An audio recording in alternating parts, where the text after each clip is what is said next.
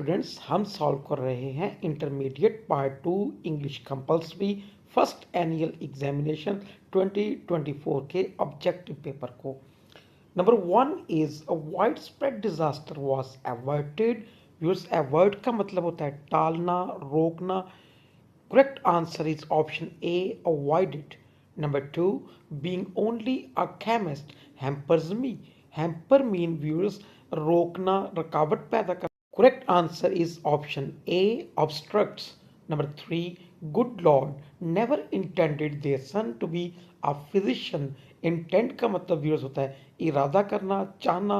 Correct answer is option A, wanted. Number 4, the word pasha was abolished. Abolish का मतलब खत्म करना. Correct answer is option C, banned. Number 5, providentially his mind was not injured. Providentially का meaning viewers खुशकिस्मती से. Correct answer is option C, fortunately. Number 6, to Somervell my debt is great. Debt का मतलब viewers यहाँ पे एहसानमंदी, शुक्रगुजारी. Correct answer is option A, thankfulness. Number 7, unadvertised cold spells. Unadvertised sudden, अचानक को कहते हैं viewers. Correct answer is option A, sudden. Number 8, chips had a vague notion. वेग कहते हैं मुबहम को, जो वाजे ना हो, गैर वाजे को. Correct answer is option A, unclear. Number 9, chips in the back pew. Pew viewers कहते हैं सीट को, नशिस्त को. Correct answer is option B, seat. Number 10, Meldrum succeeded weather by as head. Viewers, succeed का मतलब होता है पीछे आना, बाद में आना. Correct answer is option A, followed.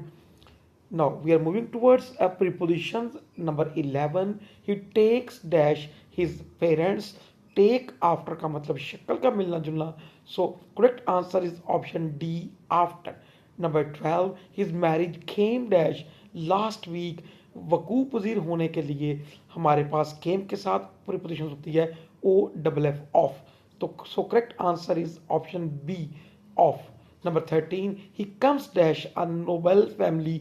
Viewers, तल्लक रखने के लिए हमारे पास कॉम के साथ जो प्रीपोजिशन आएगी वो ऑफ होगी, ए वाली.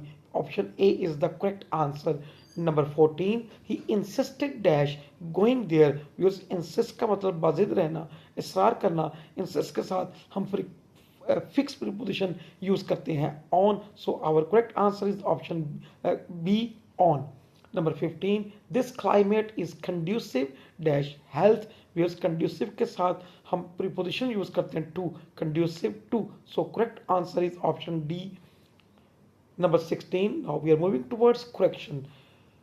She saw a beggar whom was dirty. whom नहीं आएगा, हमें ऑब्जेक्टिव, हमें सब्जेक्टिव केस चाहिए. सो यहाँ हम beggar के साथ who यूज करेंगे. She saw a beggar who was dirty. Number 17, either she और मी आर एट फॉल्ट. व्यूअर्स, यहाँ पे दो मिस्टेक्स हैं. नंबर 1 इज मी नहीं आएगा, सब्जेक्टिव केस आएगा आई. और दूसरा व्यूअर्स, आइदर और, neither nor, not only but also के साथ जब टू एंटिटीज को मिला के हम कंपाउंड सब्जेक्ट बनाते हैं, the word must be in accordance with the nearest entity. So nearest verb के करीब आई आ रहा है, तो आई के साथ हम आर नहीं यूज करेंगे, एम यूज करेंगे. The correct answer is option C, either she or I am at fault. Number 18, you are working hard for the evening. Viewers, यहाँ पे दो मिस्टेक्स हैं. नंबर 1 इज इवनिंग के साथ हम फॉर नहीं यूज करेंगे, सिंस यूज करेंगे. नंबर 2 व्यूअर्स, जब सिंस फॉर के साथ टाइम रेफरेंस आ जाए, ड्यूरेशन आ जाए, तब व्यूअर्स हम कंटिन्यूस नहीं बल्कि परफेक्ट कंटिन्यूस में जाएंगे. सो यहाँ पे एक करेक्ट ऑप्शन जो हमारे पास है वो सी है. You have been working hard since morning. Because morning mistakenly लिखा गया है, यहाँ पे इवनिंग होगा तो ये करेक्ट होगा. So next one is 19, they reached in the college. Because reach उन वर्ब्स में से है जिनके साथ हम प्रीपोजिशन नहीं यूज करते. So correct option is option D, they reach the college. Number 20, Hamza is smarter than other boy.